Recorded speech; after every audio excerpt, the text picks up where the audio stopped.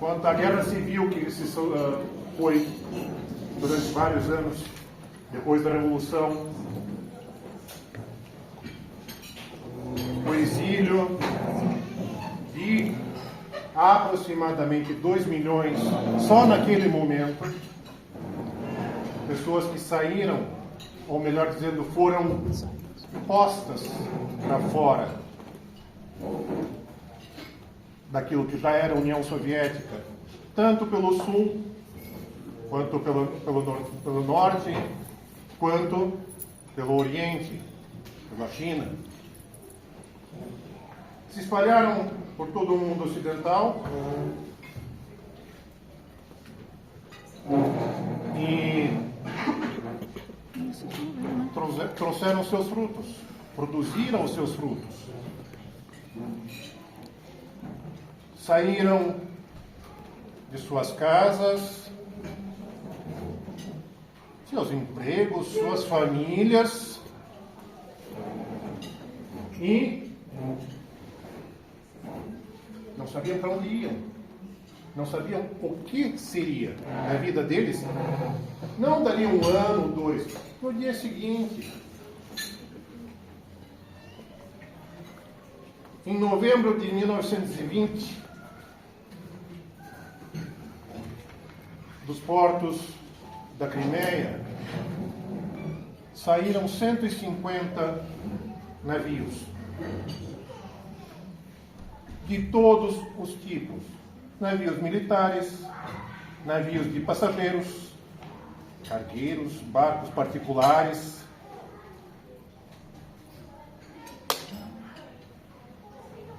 Carregando aproximadamente 150 mil pessoas. Em condições, muitas vezes, quase subhumanas. Só um pequeno parênteses. Dessas condições subhumanas eu posso falar da minha avó. Ela saiu num dos últimos navios da Crimeia, de Sevastopol, no porão, junto com um primo, um que seria mais tarde o meu avô, estava ferido, e eles ficaram nesse porão de navio por 40 dias, numa distância, eu não procurei ver quantos quilômetros, mas saindo da Crimeia para chegar à costa da Iugoslávia. Quanto tempo? 1 dia de viagem? Ficaram 40 dias no porão. A alimentação era o que tinham. Nada. A minha avó contava que o primo, na hora que eles estavam saindo da cidade de Sevastopol, ele pegou um saco de colchão e encheu de pão preto. E foi a alimentação deles por um bom tempo para sobreviver. Quando eles chegaram em Constantinopla, quando todos esses 150 navios chegaram em Constantinopla, eles não foram, não foi permitido a eles descer dos navios. As pessoas, os navios foram como que, não requisitados, foram confiscados pelo governo francês. As bandeiras dos navios eram as bandeiras francesas e a bandeira amarela de quarentena. Eles ficaram naquilo que é chamado, se não me engano em português é Chifre de Ouro, Zolotoy Rog, o porto de Constantinopla. Parte foi mandada para outros portos mais distantes. Parte ficou em Constantinopla. Em Constantinopla ficaram os feridos, mulheres, crianças. Os militares foram mandados para Galípoli. Galípoli, uma península na Turquia, onde havia um vilarejo abandonado, com casas semi-destruídas, e do lado do vilarejo, um campo árido, sem nenhuma construção. E para esse campo, parte desse exército foi mandado. Construíram tendas, construíram algo semelhante a barracos e viveram ali até final de 1921, pouco mais de um ano. Não perderam a sua identidade, não perderam a sua fé, não perderam o seu porte militar. Mantinham os exercícios militares, mantinham a disciplina militar. Mas, em 1921, os franceses, que já haviam tomado os navios, que já haviam tomado todos os suprimentos que esses 150 navios trouxeram, roupas, alimentos, os franceses tomaram como um pagamento pela possibilidade de ajudar os refugiados russos a sair da União Soviética já.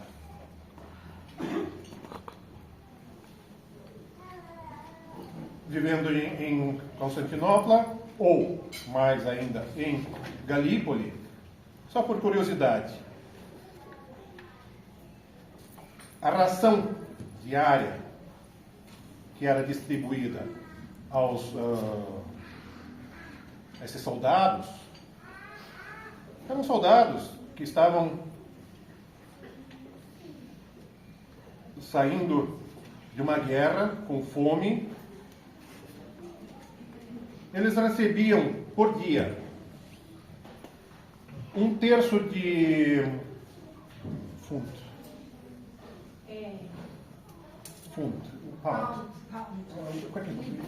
Um terço de libra de pão. São quantas gramas? 435. 150 gramas de pão. Não, 435. 3 bolachas. 135 gramas de conserva de carne. Sabe Deus de que procedência. Um pouco de batata seca. Algumas gramas de óleo de coco. Uma colher de sopa de açúcar. E um pouco de café em pó. Por dia. Não, para uma pessoa. Pode ser que numa dieta para emagrecer ou para cuidar da saúde em situação normal, muito bem, mas eles tinham que se alimentar com isso e manter toda a sua atividade diária. E mesmo assim os franceses acharam que era muito. E em 1921, mais para o final do ano já, os franceses decidiram que está na hora desses... não eram imigrantes, eram refugiados, liberarem o espaço. Vocês têm que ir embora. Parte foi para os Balcãs, Bulgária, na época Sérvia, com as portas abertas para os irmãos russos, Tchecoslováquia, Europa Ocidental, e surgiu a possibilidade de se deslocar para a América do Sul. Antes disso, eles foram levados, mais de 2.000 pessoas foram levadas para Córcega e embarcados em navios franceses, o Aquitaine e o Provence, que chegaram no Brasil, um em julho e outro em agosto de 1922. 22. Eu estava vendo as listas de passageiros, todos na sua idade, 18, 20, 23, 24 anos. Crianças como a Helena, tinham 3, e os mais velhos tinham 45 anos. Tinham conhecimento de alguma língua estrangeira, na maioria, mas eles estavam indo, não sabiam para onde, não sabiam para quê, mas precisavam achar um lugar para viver. Aportaram em Santos um total de...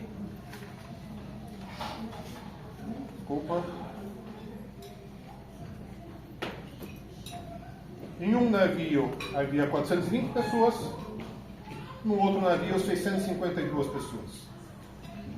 Mil pessoas, alguns casais, algumas crianças, como eu falei, 2 irmãos, um com 18, outro com 17 anos, um pai com a mãe, 2 filhos, a sogra, o cunhado. Ou seja, pessoas que tinham a sua vida e largaram.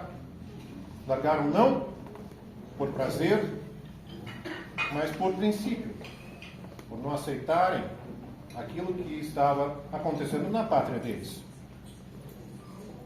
Chegando no Brasil, eles se unem, não se dispersam.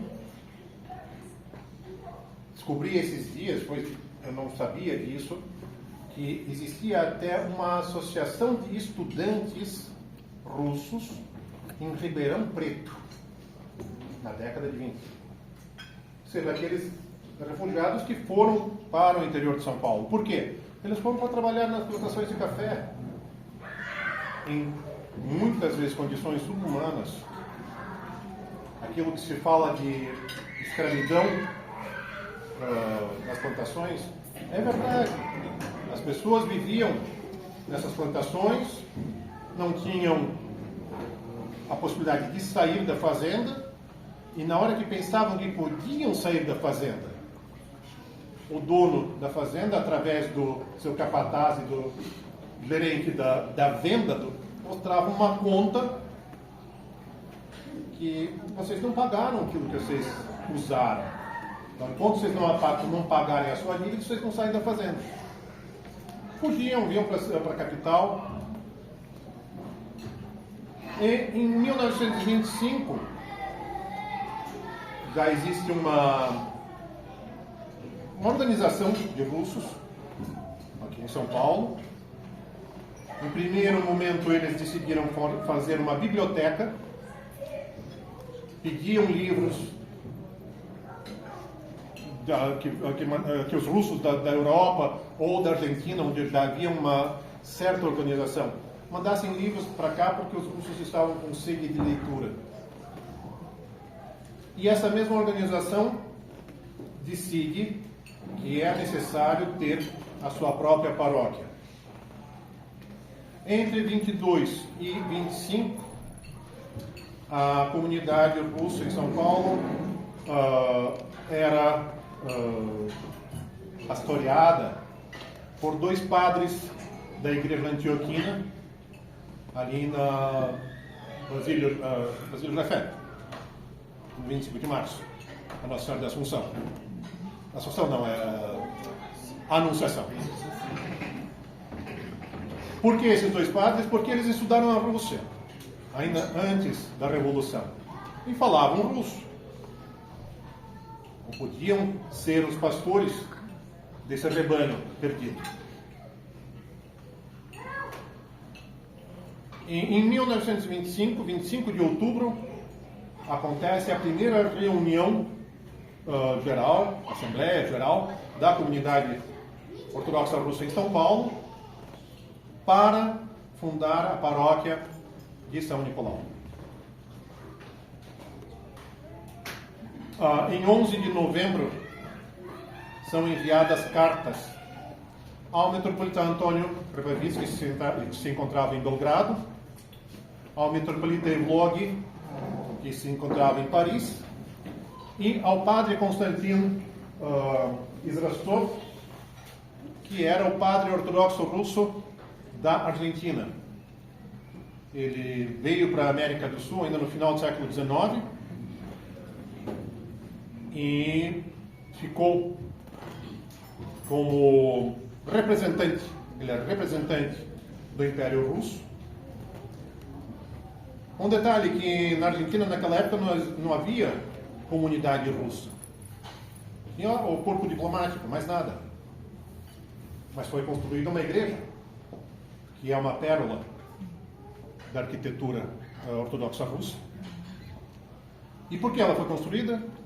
Ela foi construída a pedido de romenos, sérvios e sírio-libaneses que viviam na Argentina, não tinham condições de construir uma igreja, os seus governos não tinham condições de ajudar, e esse grupo de imigrantes dos Balcãs, mais os sírio-libaneses, escreveram ao imperador da Rússia: nós somos ortodoxos, nós precisamos de uma casa de oração. E o governo russo construiu essa igreja. Mas vamos voltar para São Paulo. Em 11 de outubro foram escritas as cartas. 100 anos atrás, não tinha WhatsApp, não tinha e-mail. 11 de novembro. Então, uma carta de São Paulo a Belgrado provavelmente levava um mês para chegar, ou mais, e mais um tanto para voltar. Em janeiro de 1926 chega a carta de bênção a esse grupo do metropolita Antônio Krapavitsky, que dá então a sua bênção para a fundação da paróquia.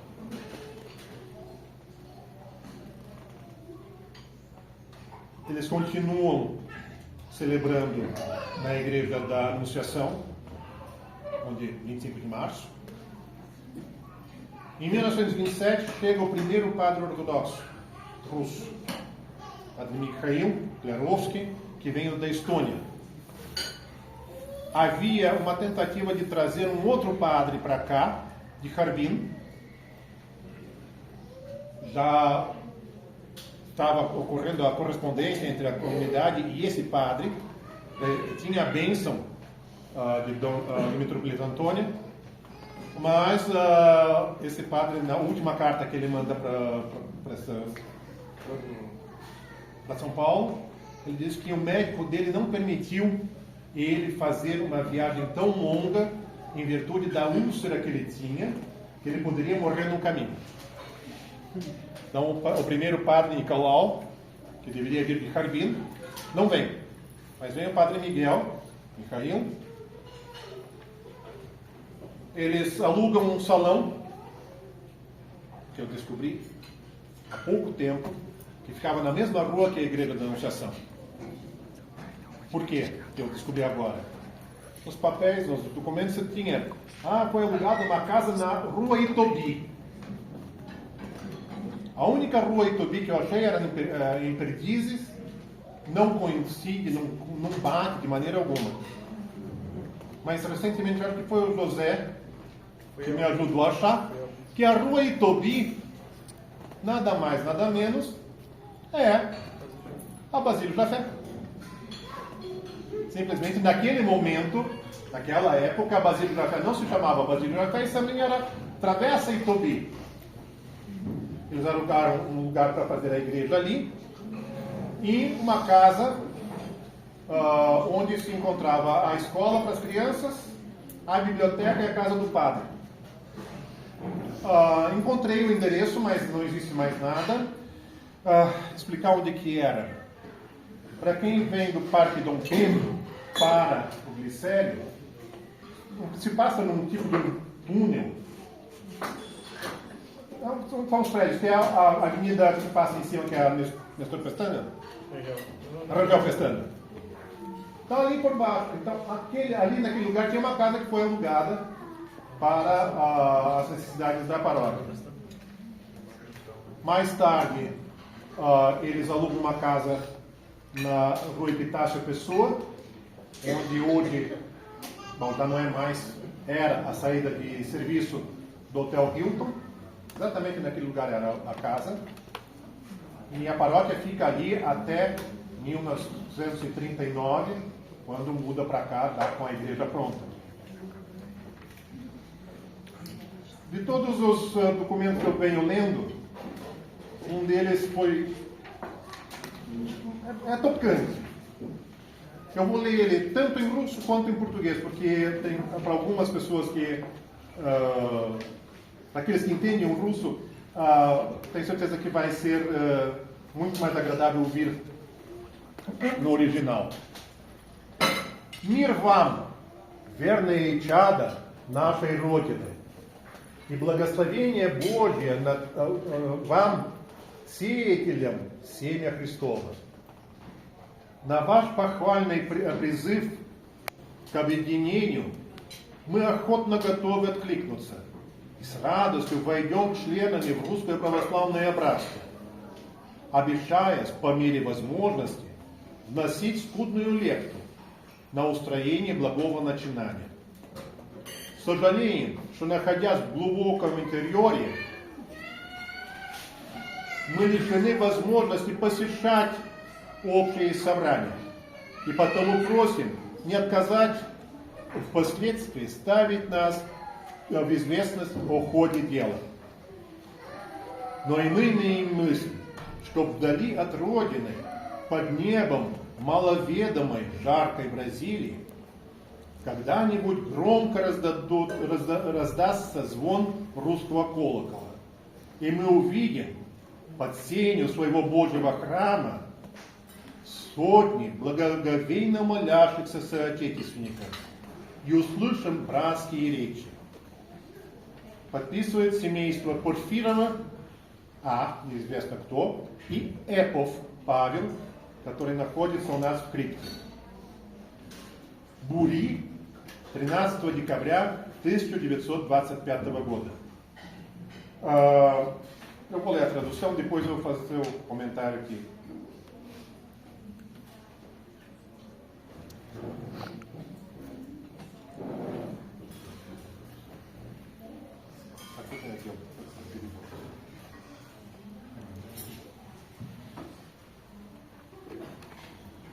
Desculpa.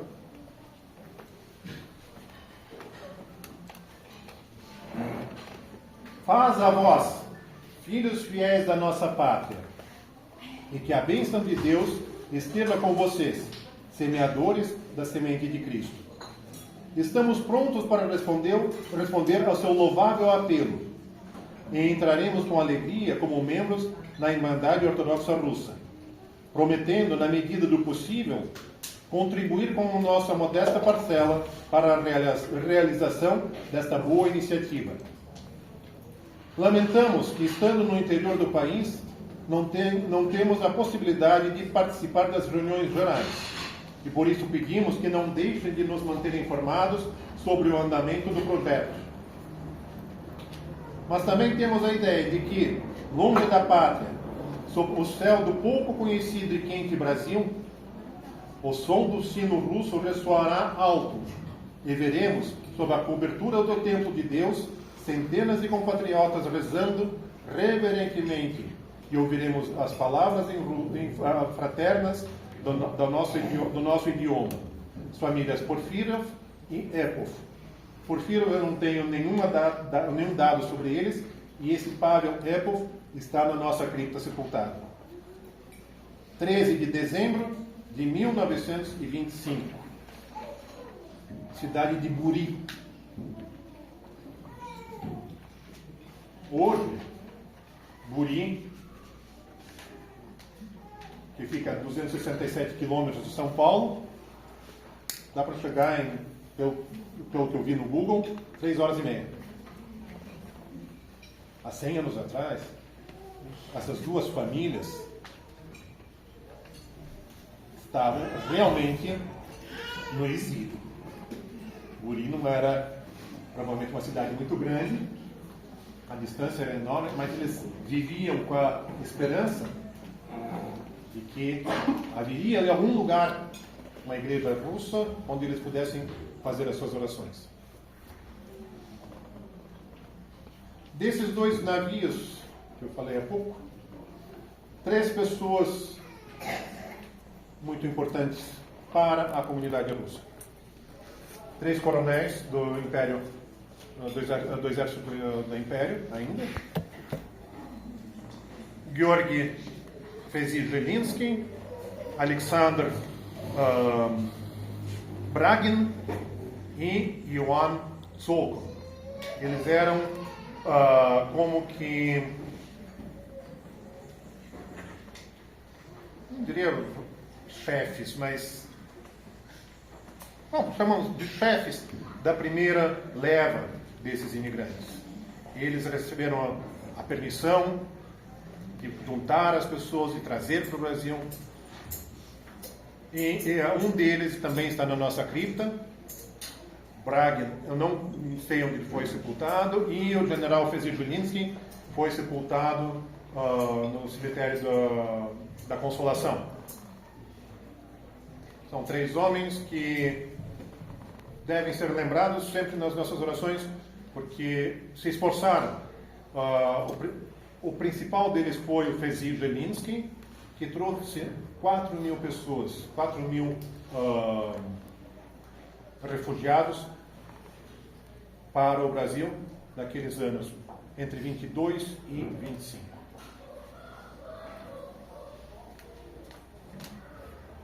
E, para terminar, comecei... O que eu falei no começo, quando eu comecei? Livros da tragédia termina mal? Sim. Foi uma tragédia, tudo o que aconteceu. A Revolução, a Guerra Civil, o exílio, a perda de famílias,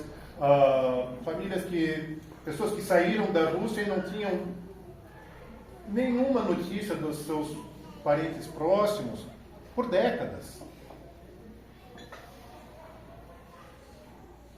Mas eles não perderam a sua identidade, não perderam o seu desejo de construir alguma coisa. E aquele sino que esses 2 senhores falam que há de soar, ele soa nas 3 paróquias, até os dias de hoje, 100 anos depois.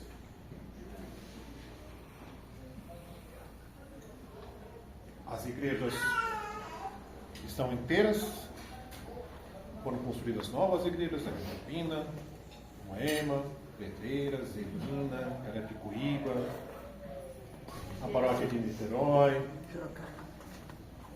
Sorocaba é coisa de grego.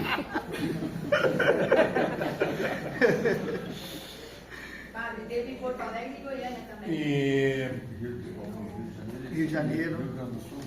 Sim.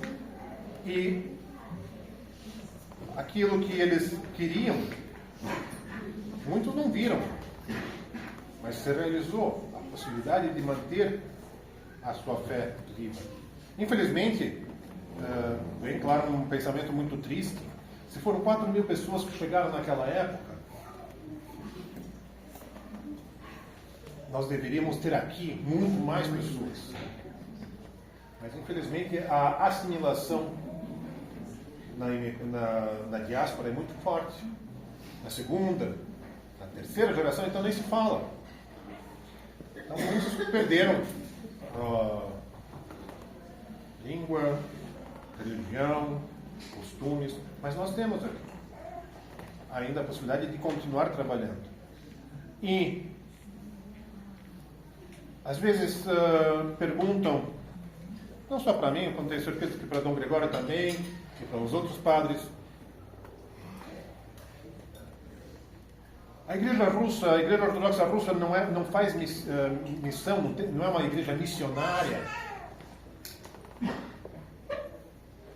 Depende do ponto de vista de como se entende o trabalho missionário.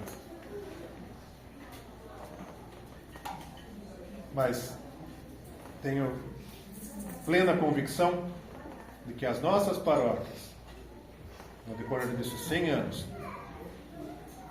foram missionárias. Missionárias para o seu próprio povo e missionárias para todos aqueles que não têm nenhuma gota de sangue. Já não vou pôr nem a palavra russa, não tem nenhuma gota de sangue ortodoxa, mas que se tornaram membros de uma das nossas paróquias. E muitos não só mergulharam, vamos por assim, na vida das paróquias, como já não são a primeira geração. Nós podemos pegar... Cadê o Serafim? É o José. Hã?